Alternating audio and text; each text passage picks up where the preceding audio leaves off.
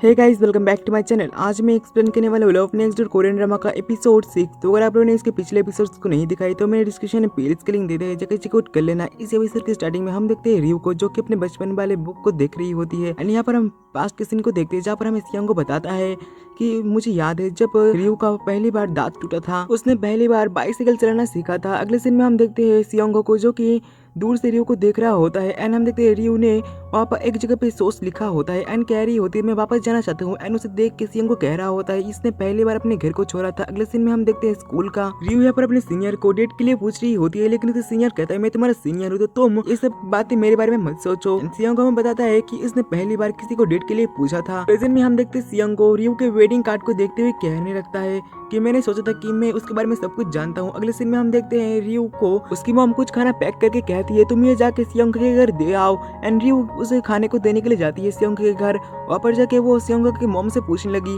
कि सियांग घर पर ही है, जिसपे उसकी मॉम कहती है कि हाँ। तो सियांग से मिलने के लिए चली जाती है। रूम के अंदर जाके वो देखती है सियांग पर नहीं है, तो वहाँ पर वो टाइम कैप्सूल वाले सियांग के लेटर को ढूंढने लगती है। एंड वो मिल भी जाता है। वो जब लेटर को पढ़ती है तो उसे पता चलता है सियांग के दिल में उसके लिए क्या फीलिंग्स है। एंड तब यहाँ पर सियांग आ जाता है एंड उसे लेटर पढ़ते हुए देख जल्दी से लेटर को लेने लगता है, जिसमें से लेटर के 2 टुकड़े हो जाते हैं। सियांग बोला तुमने लेटर तो पढ़ ही लिया होगा, जिसपे वो बोले कि हाँ। तो सियांग बोला ये बस एक जोक था, मैं बस तुम्हें टीज करना चाहता था, इस वजह से मैंने यहाँ पर सब कुछ लिखा था। ये सुनकर रियू बोली अच्छा ही हुआ ये सब कुछ जोक था। अगले सीन में हम देखते हैं रियू को, जो कि अपने यूट्यूब चैनल को देख रही होती है। एंड हमें पता चलता है वो जब यूएस में थी तब वो कुकिंग वीडियो बनाया करती थी। अगले सीन में हम देखते हैं रियू को, जो कि स्माइल करते हुए जा रही होती है। तभी उसकी मुलाकात सियांग और ताएहुई से होती है। ताएहुई उसे चाय पीने के लिए कहती है, जिसपे सियांग कहने लगा हम बिजी है, तुम ऐसे ही इसको इनवाइट नहीं कर सकते। जिसपे सुन के रियू कहने लगी हाँ मैं भी थोड़ा बिजी हूँ, ये कोई चली गई। अगले सीन में हम देखते हैं रियू को मोयम के साथ, जहाँ पर वो कह रही थी मैंने कुकिंग क्लास के लिए रजिस्टर किया है, मैं कुकिंग करना चाहती हूँ। ये सुन के मोयम कहने लगी मैं पहले सोचती थी कि तुम्हें स्टडी करना पसंद है, लेकिन मैं गलत थी, तुम्हें तो कुकिंग करना पसंद है। चलो इस बात पे हम सेलिब्रेट करते हैं, मैं सियांग को भी बुला लेता हूँ। जिसपे रियू कह रही थी तुम उसे मत बुलाओ, वो नहीं आने वाला। लेकिन मोयम सियांग से कहने लगी रियू ने आज कुकिंग क्लास के लिए रजिस्टर किया है, हम सेलिब्रेट करने वाले हैं, क्या तुम आओगे। जिसपे सियांग कहने लगा कि नहीं मैं नहीं आ सकता, मैं थोड़ा बिजी हूँ। एक कॉल को रख देता है। रियू कह रही थी मोयम से मैंने कहा था ना वो नहीं आने वाला। मोयम कहती है वो हमेशा ये कहता है कि वो नहीं आने वाला, लेकिन वो बाद में आ ही जाता है। रियू बोले लेकिन इस बार वो नहीं आने वाला। ये सुन के मोयम कहने लगी क्या तुम दोनों के बीच फिर से झगड़ा हुआ है। अगले सीन में हम देखते हैं रात का, जहाँ पर सियांग जा रहा होता है, तभी उसकी मुलाकात यहाँ पर दानो से हो जाती है। दानो कहता है क्या तुम घर जा रहे हो, जिसपे वो कहता है कि नहीं मैं ड्रिंक करने के लिए जा रहा हूँ, क्या तुम मेरे से ज्वाइन करोगे। अगले सीन में हम देखते हैं दानो सियांग को अपने घर लेकर आता है। एंड घर को देख के सियांग को कहने लगता है तुम तो बिल्कुल मोयम के बाजू वाले घर में ही रहते हो। जिसपे दानो कहने लगा मुझे भी रिसेंटली पता चला इस बारे में। तब यहाँ पर योंदो दौड़ के आके दानो को हक कर लेती है। एंड वो यहाँ पर सियांग को देख कहने लगी आप कौन हो। जिसपे सियांग कहने लगा मैं तुम्हारे डैड का फ्रेंड हूँ।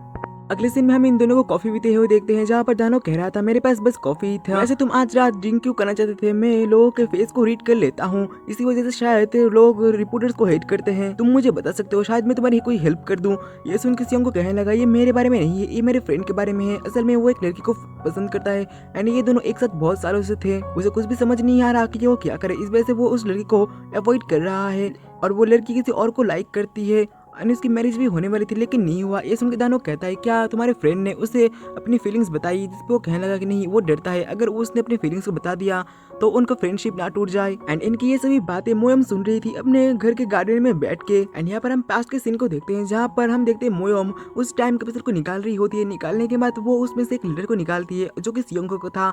एंड उस लेटर को पढ़ने के बाद वो स्माइल करते हुए कहने लगती है मुझे ये पहले से ही पता था। एंड प्रेजेंट में मोयम कहती है सियांग को तुम हमेशा ही बेवकूफ रहोगे। अगले सीन में हम देखते हैं रियू को, जो कि जा रही होती है कुकिंग क्लास के लिए। एंड तभी वो अपने सामने सियांग को देखती है। उसे देखने के बाद वो कहने लगती है मैं बस यहाँ से जा रही थी कुकिंग क्लास के लिए। जिसपे सियांग कहता है मैंने तो कुछ भी नहीं कहा। जिसपे वो कहती है मुझे कुकिंग क्लास का सर्टिफिकेट चाहिए, तो तुम प्लीज मेरे पेरेंट्स को इस बारे में मत बताना। जिसपे सियांग कहता है ठीक है मैं नहीं बताऊंगा। अगले सीन में हम देखते हैं रात का, जहाँ पर सियांग घर जा रहा था, तभी वो रियू के फादर को किसी एक दूसरी लेडी के साथ देख लेता है। एंड वो कार में जाते हुए अपने पास्ट की बातें को याद कर रहा होता है। एंड हम देखते हैं एक सीन में जहाँ पर सियांग रो रहा होता है एंड उसकी मॉम किसी एक दूसरे आदमी के साथ कहीं पर जा रही थी कार में। अगले सीन में हम रियू के डैड को घर जाते हुए देखते हैं, लेकिन रास्ते में ही सियांग उनके लिए वेट कर रहा था।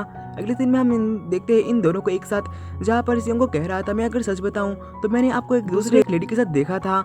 फिर ये दोनों कुछ बात करते हैं, जिसके बाद सियांग कहने लगता है क्या सच में आप ये करना चाहते हो। जिसपे वो कहता है कि हाँ लेकिन मैं शर्मिंदा फील कर रहा हूँ क्योंकि तुमने मुझे ऐसे देख लिया, वैसे तुम ये मेरी वाइफ से सीक्रेट रखना। जिसपे वो कहने लगा लेकिन रियू का क्या, उसे कभी ना कभी तो ये इस बारे में पता चली जाएगा। अगले मॉर्निंग को हम देखते हैं इन सभी की मॉम अपने अपने हस्बैंड्स के बारे में बातें कर रही थी। तभी रियू की मॉम कहने लगी मेरे हस्बैंड तो हमेशा लेट नाइट घर आते हैं। ये सुन के मोम की मॉम कहने लगती है क्या वो लेट नाइट घर आते? तो एक दूसरी लेडी कहती है ये तो बहुत ज्यादा बड़ी प्रॉब्लम है। इस पे रियू की मॉम कहने लगी तुम लोग जैसे सोच रहे हो वैसा बिल्कुल भी नहीं है।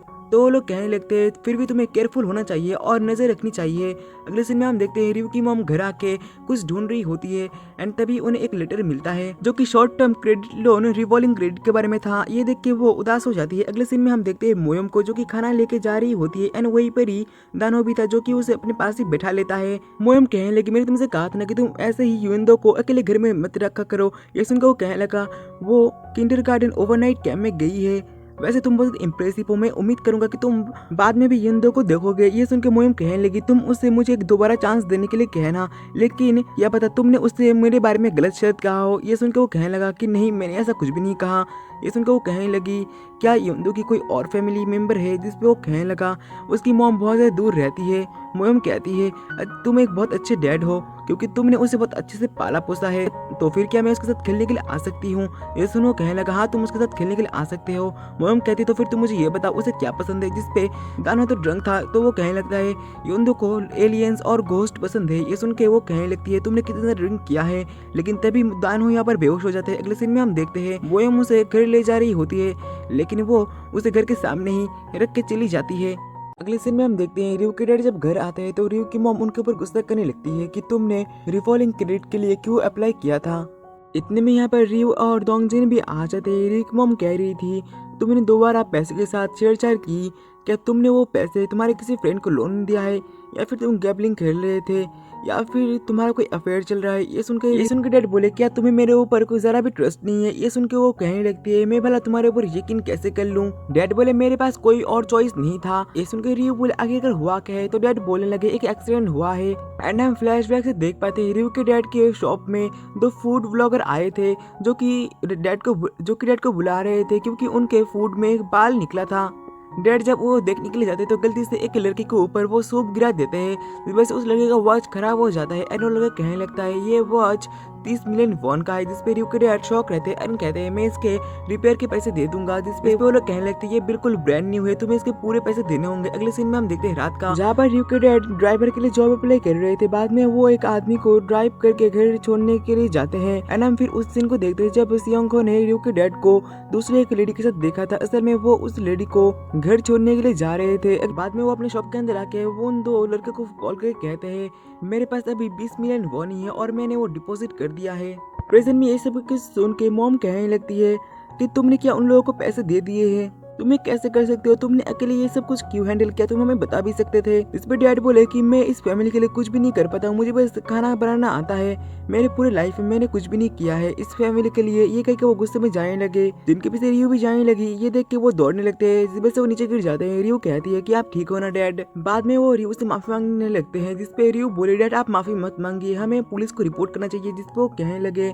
कि हम पुलिस को अगर रिपोर्ट करेंगे तो हमारे शॉप को बंद कर दिया जाएगा। मैं एक अच्छा डैड नहीं हूँ, मैं तुम्हारे लिए अच्छे कपड़े नहीं खरीद पाया। जब तुम यूएस में थी तब मैं तुम्हारे लिए पैसे भी नहीं भेज पाया क्योंकि मेरे पास पैसे नहीं थे। ये सुन के रियू कहने लगी तब तो मैं भी अब अनएम्प्लॉयड हूँ, तो फिर क्या मैं आपकी बेटी नहीं हूँ? ये सुन के वो कहने लगे कि तुम हमेशा ही मेरी बेटी रहोगी। ये सुन के रियू कहती है मेरे लिए भी सेम है, आप ही मेरे डैड रहोगे हमेशा। अगले सीन में रियू जाती है सीसीटीवी फुटेज देखने के लिए ताकि वो कुछ पता लगा सके। वो एक शॉप के अंदर जाके कहती है क्या मैं सीसीटीवी फुटेज देख सकता हूँ? तो वो शॉप ओनर कहता है इससे पहले भी कोई आया था। जिसपे वो पूछने लगी कौन आया था? जिसपे शॉप ओनर बताने लगता है सियोंगहो आया था सीसीटीवी फुटेज चेक करने के लिए। अगले सीन में हम सियोंगहो को देखते हैं जो कि उन दोनों फूड ब्लॉगर से मिलने के लिए आया होता है। वो फूड ब्लॉगर्स कह रहे थे क्या तुम उस शॉप ओनर के बेटे हो? जिसपे वो हाँ कहता है और वो उनको पैसे देने लगता है। ये देख के वो दोनों कहने लगते तुम्हारे फादर ने कहा था उनके पास और पैसे नहीं है, लगता है तुमने बहुत ज्यादा हार्ड वर्क किया है। सियोंगहो कहने लगा पहले क्या मैं उस वॉच को देख सकता हूँ जो कि टूट गया था? फिर वो दोनों सियोंगहो को वो वॉच देखने के लिए देते हैं। सियोंगहो उस वॉच को देख के कहता है ये सेम वॉच मेरे पास भी है जो कि मुझे अवार्ड में मिला था एंड वो उस वॉच को दिखाने लगता है। वो बोला तुम्हारा वाला तो नकली है। फिर वो सीसीटीवी फुटेज दिखाने लगता है जहाँ पर पता चलता है इन दोनों ने पहले ही अपने बालों को निकाल लिया था ताकि वो खाने में उन बालों को डाल सके। सियांग को बोला तुम दोनों ने बहुत ज्यादा प्रैक्टिस किया था लेकिन तुम लोग कामयाब नहीं हुए। ये सुनकर वो दोनों कहने लगते हैं इससे कुछ भी प्रूफ नहीं होता कि हमने ये सब कुछ जानबूझ के किया था। तो सियांग को कहता है जरा तुम उस सीसीटीवी फुटेज के टाइम को देखो और इस घड़ी के रुक जाने के टाइम को देखो, तुम्हें सब कुछ पता चल जाएगा। तब यहाँ पर दानो भी आ जाता है। दानो कहता है मैं एक रिपोर्टर हूँ एंड हम फ्लैशबैक से देख पाते हैं सियांग को दानो के साथ मिलके इनके बारे में सब कुछ पता कर लिया था एंड प्रेजेंट में हम देख पाते हैं ये लोग जब भी बातें कर रहे थे सब कुछ सीसीटीवी फुटेज में रिकॉर्ड हो रहा था। ये देख के वो दोनों भागने लगते हैं जिनके पीछे दानो और सियांगो भी भागने लगते हैं। दानो जिस लड़के का पीछा कर रहा था वो एक पिलर से टकरा के बेहोश हो जाता है एंड हम देखते हैं सियांगो जिस लड़के को पीछा कर रहा था वो लड़का रोड क्रॉस कर लेता है एंड खुश होने लगता है कि सियांगो उसे नहीं पकड़ पाएगा। लेकिन वहीं पर ही रियू भी थी जो कि उसे मारने लगती है। तो वो लड़का उस रियू को धक्का देकर नीचे गिरा देता है। तभी सियांगो पीछे से आकर उसे लात मार के नीचे गिरा देता है। रियू के नाक से खून बह रहा था। ये देख के सियांगो अपने टाई को खोल के उससे उसके ब्लड को साफ करने लग जाता है जिस पे रियू उसे रोकते हुए कहती है ये बहुत ज्यादा एक्सपेंसिव होगा। सियांगो बोला ये इंपॉर्टेंट नहीं है। बाद में यहाँ पर डोंगजिन भी आ गया था जो कि उस लड़के को बहुत ज्यादा पीटने लगता है। बाद में हम इन दोनों को पुलिस स्टेशन से बाहर निकलते हुए देखते हैं जहाँ पर रियू सियांगो से कह रही थी मेरे डैड आने वाले हैं, वैसे मैं तुम्हारी टाई को क्लीन करके दे दूंगी। जिस पे सियांगो कहता है तुम इसे फेंक दो, जिस पे वो बोले कि नहीं मैं इसे नहीं फेंक सकती, ये बहुत ज्यादा एक्सपेंसिव है। वैसे मैं मेरे डैड के बारे में कुछ भी नहीं जानती थी, तुम मुझसे बहुत ज्यादा बेटर हो। जिस पे सियांगो कहने लगता है हाँ मैं तुमसे हमेशा ही बेटर था लेकिन तुम्हारे डैड कोई स्ट्रेंजर नहीं थे। जिस पे रियू कहती है लेकिन मेरा क्या मैं तुम्हारे लिए स्ट्रेंजर हूँ, तुम मुझे अवॉइड क्यों कर रहे हो ऐसे। सियांगो बोला मैंने तुमसे पहले भी कहा था हम अब एडल्ट हो गए हैं, तुम्हारा लाइफ तुम्हारा है और मेरा लाइफ मेरा है, तो हमें पास्ट को बार बार खींचना नहीं चाहिए। और तुम चाइल्डिश की तरह मेरे विंडो को नॉक करना बंद करो, हमें एक दूसरे के प्राइवेसी को रिस्पेक्ट करनी चाहिए। ये कह के वो चला जाता है। अगले सीन में हम देखते हैं रियू को कुकिंग क्लास में जहाँ पर वो एक डिश को बनाती है। बाद में हम रात को रियू को देखते हैं जो कि सियांगो के लिए वेट कर रहा था। सियांगो आके बोला कि तुम यहाँ पर क्या कर रही हो। रियू बोली मैं तुम्हारे यहाँ पर वेट कर रही थी क्योंकि तुमने मेरी डैड की हेल्प की थी। ये कह के वो उस डिश को दे रही होती है। वो कहती है कि इस डिश को मैंने कुकिंग क्लास में पहली बार बनाया। सियांगो बोला लेकिन तुम ये मुझे क्यों दे रहे हो। रियू उस टिफिन को खोल के दिखाते हुए कहती है ये तुम्हारा फेवरेट था। एंड हम फ्लैशबैक से देख पाते हैं जहाँ पर सियांगो बचपन में कोई भी कोरियन फ्रूट नहीं खा रहा था एंड जिस वजह से रियू की मॉम बहुत ज्यादा टेंशन में आ गई थी।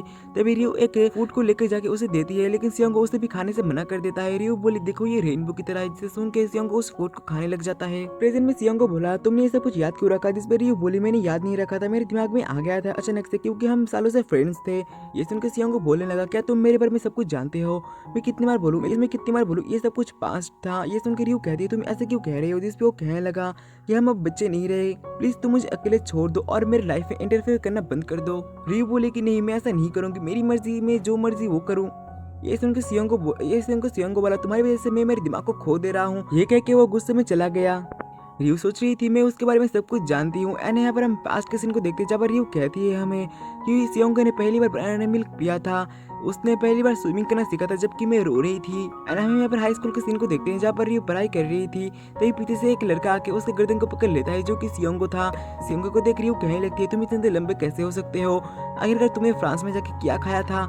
बाद में ये लोग जब एडल्ट हो गए थे तब एक दिन ये तीनों ही मिलके एक दूसरे क्वेश्चन पूछने का गेम खेल रहे थे जहाँ पर मोयोम सियांगो से पूछने लगती है तुम्हारा क्या कोई क्रश है। जिस पे सियांगो कुछ भी आंसर नहीं दे रहा था। ये देख के रियू कहती है मुझे लगता है कि ये जरूर किसी को लाइक करता है। प्रेजेंट में रियू कहती है मुझे उसके बारे में सब कुछ पता है लेकिन यही नहीं पता है कि उसका फर्स्ट लव कौन था। बाद में वो सियांगो के पास जाके उसे रोकने के लिए कह रही थी लेकिन सियांगो नहीं रुक रहा था जिस वजह से वो अपने हिल को उसके ऊपर दे मारती है तो सियांगो रुक जाता है। रियू उसके पास जाके पूछने लगती है तुमने अभी जो कहा उसका मतलब क्या था। इसी के साथ ही ये एपिसोड खत्म होता है। मिलते हैं नेक्स्ट एपिसोड के साथ, तब तक के लिए बाय बाय।